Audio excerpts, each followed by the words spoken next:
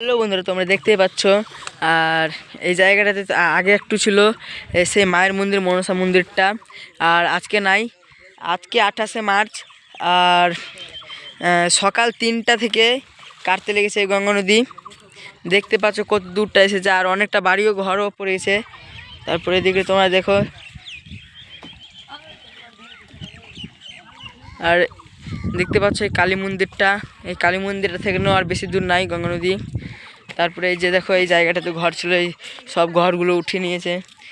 আর এদিকে তোমাদের একটু দেখাচ্ছি, একটা একটা বাড়ি এখানেও ছিল, ওই বাড়িটাও পড়ে গেছে। আর ওই জায়গাটাতেও বাড়ি ছিল, ওই বাড়িটাও পড়ে গেছে। এখন দেখতে পাচ্ছ এগুলো কিন্তু সবগুলোই অসময়ে ভাঙন। এই সময়ে কখনো ভাঙন হয় না, কারণ কি তোমরা দেখতে পাচ্ছ এখন জলটাও বাড়েনি। যখন জল বাড়বে তখন জলগুলো এখন এতটা উঁচু আছে, আর কত নিচে জলটা আছে তোমরা দেখতে পাচ্ছ। যখন জলটা বাড়বে একদম উপরে চলে আসবে জলটা। আর এখন কিন্তু জলও বাড়েনি, আর জল না বাড়লে গঙ্গা নদী কাটে না, এটা শিওর। কিন্তু এই আমাদের এই গঙ্গা নদীর পাশে এসে 2বার আমরা দেখে নিলাম যে অসময়ে গঙ্গা ভাঙন হয়ে যাচ্ছে, একদম হয়ে যাচ্ছে। তারপরে দেখতে পাচ্ছ ওই যে ছেলেগুলো দাঁড়িয়ে আছে, ওখান থেকে নিয়ে পুরোটা। আর মায়ের মন্দিরটা তো ওই যে একটা কি দেখতে পাচ্ছ, ওর থেকে 6 ফুট ওই দিকটা নিয়ে নাও।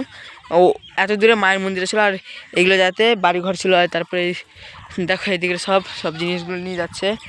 আর এই জায়গাটাতে পার্মানেন্ট একদম বাড়ি ছিল, ঘর ছিল। দেখতে পাচ্ছ এখন একটা চাপ পড়ে গেল, দেখো। আর ওই দিকটা যে একটা বাড়ির গেট ছিল, গেটটাও পড়ে গেছে। দেখো কত দূরই গঙ্গা নদী এসেছে, কত দূর।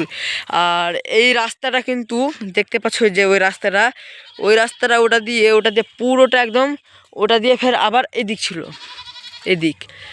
আর এখন কিন্তু সেই রাস্তাটাও নাই। আর এটা দেখে তোমরা বুঝতে পারছো, এটা হচ্ছে কারো বাড়ির টিওলের পাইপ, টিওল যে জল খায় সেটার পাইপ। আর এদিক থেকে তোমরা দেখো, একদম এদিক থেকে দেখো কি মারাত্মকভাবে কেটেছে। আর সামনেই তো ভোট, তোমরা সবাই জানো 23শে এপ্রিল হবে আশা করি। আর সামনেই ভোট।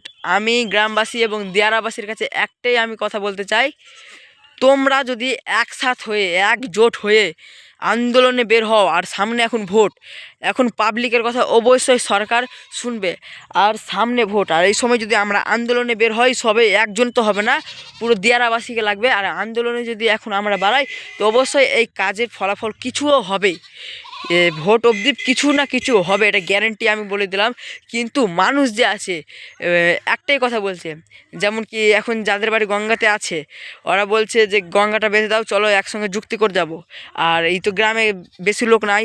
আর যারা বাইরে আছে, ধরে দিয়া এই গঙ্গা নদী থেকে কিছুটা দূরে আছে, ওরা বলছে আমরা এখন কেন যাব, আমাদের পাশে তখন গঙ্গা নদী আসেনি, আমরা ফালতুতে টাইম ওয়েস্ট করবো কেমন করে। তো ওটাই। আর যাদের গঙ্গা নদী থেকে বাড়ি পড়ে গেছে, তারা বলছে কাটুক, আরও কাটুক, আমাদের বাড়ি পড়েছে তাদেরও বাড়ি পড়ুক। এইরকম যদি একের ওপর নিজের গ্রামের লোকই যদি সহযোগিতা না করে বা সাথ না দেয়, কেমন করে হবে তোমরাই বলো বন্ধুরা। তো এটাই দেখাবার ছিল আজকে অসময়ে ভাঙন। দেখো কতটা ক্ষতি হয়েছে। বাড়িটা এখানে ছিল, আমি সকালবেলা এসেছিলাম। আমাদের এখানে কালকে রাতে যে ঝড় হয়েছিল, সেই ঝড়টা থেকে আমার ফোনে লাইনও ছিল না, প্লাস আমার চার্জও ছিল না, তাই জন্য আমি এতক্ষণ ভিডিও ছাড়তে পারিনি। তো এখন লাইনে অন্য কারো বাড়ি থেকে আমি চার্জ করে নিয়ে এসে এখন ভিডিওটা করলাম। তো আজকের ভিডিওটা আর বেশি করলাম না। এরকমই গঙ্গা নদী ও গ্রামের ভিডিও দেখার জন্য আমার চ্যানেলটাকে অবশ্যই সাবস্ক্রাইব করে দাও। আবার দেখাবে অন্য ভিডিওতে, ততক্ষণের জন্য বাই বাই।